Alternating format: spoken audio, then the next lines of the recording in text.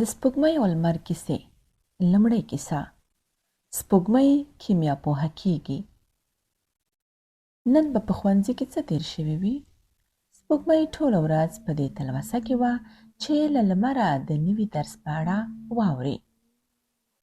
سپوږمۍ او لمر غبرګوني خور او ورور دي. په ماشومتوب کې به یې همیشه له یو بل سره لوبې کولې. دوی دواړو ښوونځی هم یو ځای پیل کړی و. دواړه ډېر خواږه دوستان ول. له هغه وخته چې د نجونو پر مخ ښوونځي وتړل شول، نو سپوږمۍ مجبوره شوه چې له کوره ونه وځي او له مور او نیا سره د کور په کارونو کې ځان بوخت کړي. خو زړه یې په ښوونځي پسې ډېر خفه و. هر څه د کیمیا باره کې و. دا ورو او ټیټ ځواب د لمر و. هغه په نالښت وویل: ورکې که، ډېر سخت و. د لمر په څېرې اندېښنې سیوری غوړولی و. هغه د را روانې میاشتې د ازموینو په چرت کې تللی و. سپوږمۍ ورته مسکی شوه او ویې ویل: ځه نو، دومره به هم سخت نه وي. هغې یو قاب کلچې له یوې پیالې هیل لرونکي چای سره د لمر مخې ته کېښودې. د هیل عطرو د کوټې فضا ښه جوړه کړه. سپوږمۍ د لمر د کتابونو بکس ته وکتل.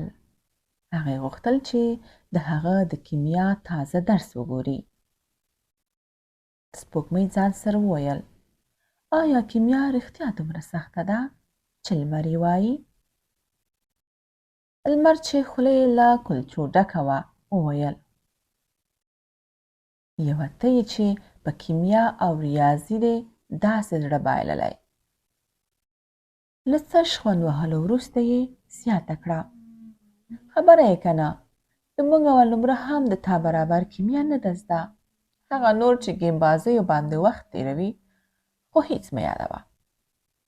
سپوږمۍ معصومانه خندا وکړه او ځواب یې دا و: هغوی نه پوهیږي چې طبیعي علوم او بیا دغه کیمیا څومره جالب دي.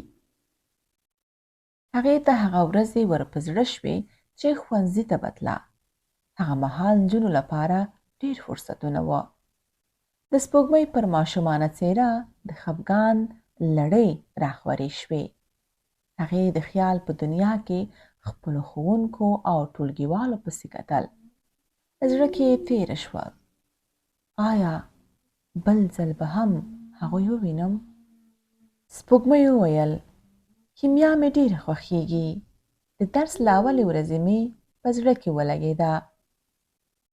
له یو اسویلي وروسته یې زیاته کړه: ما عجیبه خوب لیدلی و چې یو ورځ به خپلو هېوادوالو ته د سینګار شیانو لویه فابریکه جوړوم. سپوږمۍ په خلنو سترګو لمر سره د زړه غم شریکاوه. نور نو زموږ نجونو لپاره د داسې خوبونو لیدلو هم اجازه نشته. لمر په ارامۍ وویل: سپوږمۍ، زه باور لرم چې ته به دې ټول خوبونه رښتیا کړې. بیا یې زیاته کړه: دغه نابرابري عادلانه نه ده. په یاد ولره چې هیڅوک نشي کولی تا د تل لپاره له زده کړو او لیک لوست څخه لرې وساتي. لمر لږه دمه وکړه او بیا یې په مهربانۍ خور ته وویل: موږ کولی شو له یو بل سره درس ووایو. زه به ټول هغه څه چې په ښوونځي کې زده کوم تا ته در وښیم. څومره چې مې وس رسیږي هومره کتابونه درته راوړم، نو له درسه هیڅ څټ ته نه پاتې کېږي. لمره، ته رښتیا وایې. زه له ځان او بیا له تا سره کولی شم درسونو ته ادامه ورکړم. ګوندې یوه ورځ نه یوه ورځ به خپل دغه خوب پوره کړم. سپوږمۍ د کیمیا کتاب پرانیست او ویې ویل: اوس نو د نن ورځې درس راوښیه. دواړه به یې یو ځای ووایو چې د دواړو زده شي. خیر که ټوله شپه مو په ډوډۍ او اوبو څکه هم ونه کړه. لمر وویل: بې ډوډۍ او بې اوبو کله کېدای شي؟ نه بابا، نشي کېدی.